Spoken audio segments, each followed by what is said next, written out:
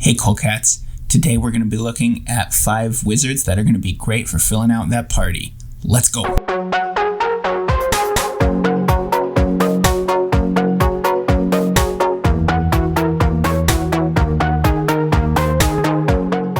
Our first wizard is Kasali Pride Mage. Costs 1 green, 1 white for a 2/2 with Exalted, which is whenever a creature you control attacks alone, that creature gets 1/1 until end of turn. You can also pay 1 and sacrifice the Pride Mage to destroy an artifact or enchantment. This card is really good, it has a lot of utility, it comes down early to help fill out your party. It's probably going to be attacking alone on turn 3 to get easy 3 damage in. Every bit adds up. And it's either going to blow up your opponent's Soul Ring or land tax or whatever they got down early, or if there's nothing to blow up, it's going to keep that card in the opponent's hands. They're not going to want to play it out while you have Kasali Pride Mage in hand, which is a form of advantage in itself. So this card is just a great little cheap little value house, especially because you're in white. You can bring it back with things like Sun Titan. It's just a really good card. It's a great wizard to help fill out your party. The next card we have is Derevi Imperial Tactician at Bant, which is green, white, and blue for a 2/3 flying bird wizard. Whenever Derevi enters the battlefield or a creature you control deals combat damage to a player, you may tap or untap target permanent. Then you can also pay 1 and Bant, put Derevi onto the battlefield from the command zone. There is a lot going on with this card. Let's cover the last ability is just straight up put Derevi onto the battlefield from the command zone. Great if Derevi is your commander, doesn't do anything if not. So if you do want this wizard in your command zone, that's a great ability for it to have. Then, when it enters the battlefield or a creature you control deals combat damage to a player, that is a lot of triggers that can be happening because Derevi can enter, or Derevi can hit the opponent, or any of your other creatures hitting the opponent. You can do a lot of stuff tapping and untapping, and this creature is a great card that will fill out your party. It doesn't need to be your commander to cause shenanigans with that second ability. It's really good. And just a quick, the flying will make sure that the combat damage goes through and you get to trigger that ability. So definitely look at this card if you need a wizard. Our next wizard is Dualcaster Mage at 1 and 2 red for a human wizard 2/2. Flash, and when Dualcaster Mage enters the battlefield, copy target instant or sorcery spell. You may choose new targets for the copy.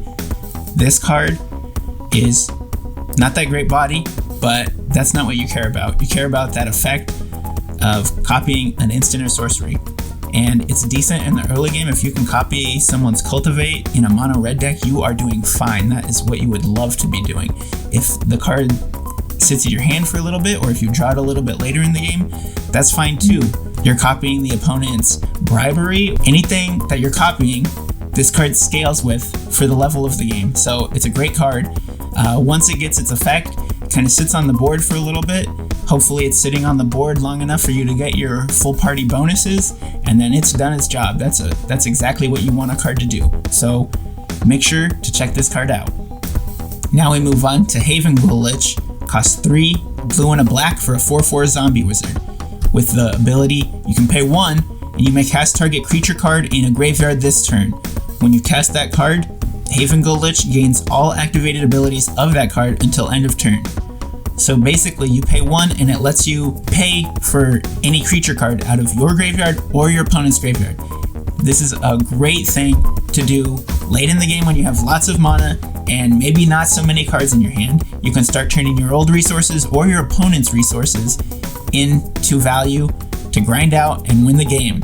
That's what Dimir wants to do. That's what this wizard is going to do for you. So this is another card. If you're doing a Dimir or maybe a Grixis full party deck, definitely check this one out. And finally we get to the last wizard, Idris, the Maelstrom Wielder. He costs blue, black, red, and green. And I just want to take a second to say, when I was making these videos, I tried to get creature types from every color in the set, and I couldn't really do it with any of the other ones, but I was able to do it with the wizards because they've printed so many wizards. So Idris helps that out because he has 4 different colors in that crazy casting cost. He's a Ogre Wizard 5/4 with Trample, and then whenever he deals combat damage to a player, as you cast spells from your hand this turn, they gain Cascade. And if you've played with Cascade, you know it's a crazy ability. So when he gives your cards Cascade, that's great to double up advantage. All your wizards are going to start turning into double wizards. All your spells are going to start turning into 2 spells. So he just is a great card. He's a great wizard. He's a decent attacker. He has trample. He's 5/4 stats. You know, he can stick around. So definitely a good card to look into if you're going to have a full wizard party. So thanks for coming by and checking out these great wizards. I have all the other creature type videos up now, so definitely check those out.